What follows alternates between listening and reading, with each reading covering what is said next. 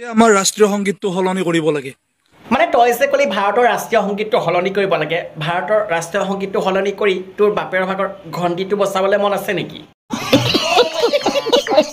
মানে ভাৰতৰ ৰাষ্ট্ৰীয় সংগীতটো কি আমাক এই ছাপৰিয়ে শিকাব মানে তই যে কলি আমাৰ ভাৰতৰ ৰাষ্ট্ৰীয় সংগীতটো সলনি কৰিব লাগে মই তোক সুধিছো ৰাতিপুৱা শুই উঠি খাওঁ নেকি চুলাই এই আলে বালে ভিডিঅ' যে বনাওঁ সেইবাবে তহঁতক যে য'তে ত'তে যে দিয়ে গৰুৰ দৰে ধুলাই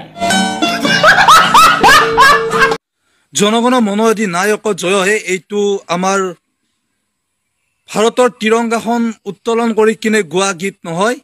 अरे बाप रे ये तो মানে তই যে ভাৰতৰ ৰাষ্ট্ৰীয় সংগীতক লৈ পেলাই যে ভুকিলি তোক সুধিছো ৰাতিপুৱা শুই উঠি হুপিলি নেকি মানে বান্দৰ পেইটো নিচা যে বেছি হ'ল তোৰ बस हवा निकल गई এইটো আমাৰ ৰাষ্ট্ৰীয় সংগীত নহয় এইখন আমাৰ জাতীয় পতাকাৰ বাবে গোৱা গীত নহয় इसे पार्टी की मीटिंग समझ के फंस गया মানে তই যে নেতাগিৰি দেখুৱাই আছ নেতাগিৰি কৰাৰ আগত তই এটা ছাপৰিহে আছিলি তোৰ ভাগৰ ফটোখনটো মই থাম্বনেইলত লগাই দিছোঁ আৰু ছাপৰি যে কৰা সময়ত তই যদি ভালকৈ পঢ়া হ'লে আজি এই পলীয়া কুকুৰতে ভুকি নাথাকিলি হয় আমি যিটো ৰাষ্ট্ৰীয় সংগীত হিচাপে গাই আছো জনগণ মন অধিনায়ক জয় হে এই গীতটো ইংৰাজৰ ৰজা জৰ্জ পৰ্চম যেতিয়া ভাৰতলৈ অধিৱেশনত আহিছিলে তেতিয়া তেখেতক আদৰণি গীত হিচাপে এই গীতটো ৰচনা কৰিছিলে মই ভাবিছিলোঁ ল'ৰাটো সৰু মানে বিড়ি নিচাত আবুল টাবুল বকিছে কিন্তু না নহয় ইটো এটা গৰু আৰু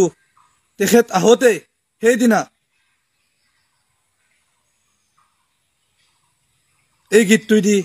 আদৰণি জনাইছিলে মানে তই যদি ইমানখিনি জানই ইমান দিনে কৰি আছিলি কি নাকত তেল দি শুই আছিলি নেকি মই তাকে চিন্তা কৰিছোঁ তহঁতৰ ঘৰত তই যেতিয়া এনেকুৱা বাকীখিনি কেনেকুৱা মানে এইটো মাল নথকা মানে এনেকুৱা নমুনাবিলাক ক'ৰ পৰা টপকি যায় মই চিন্তা কৰোঁ বন্ধুসকল আজি ভিডিঅ' চাই যদি ভাল লাগিছিল লাইকটো কৰিব চেনেলটো যদি ছাবস্ক্ৰাইবটো কৰিব ধুনীয়াকৈ কমেণ্ট এটা কৰি জনাব পাৰিলে ভিডিঅ' শ্বেয়াৰ নকৰাকৈ নাথাকিব আৰু আজিলৈ ভিডিঅ' এৰিছোঁ জয় অসম।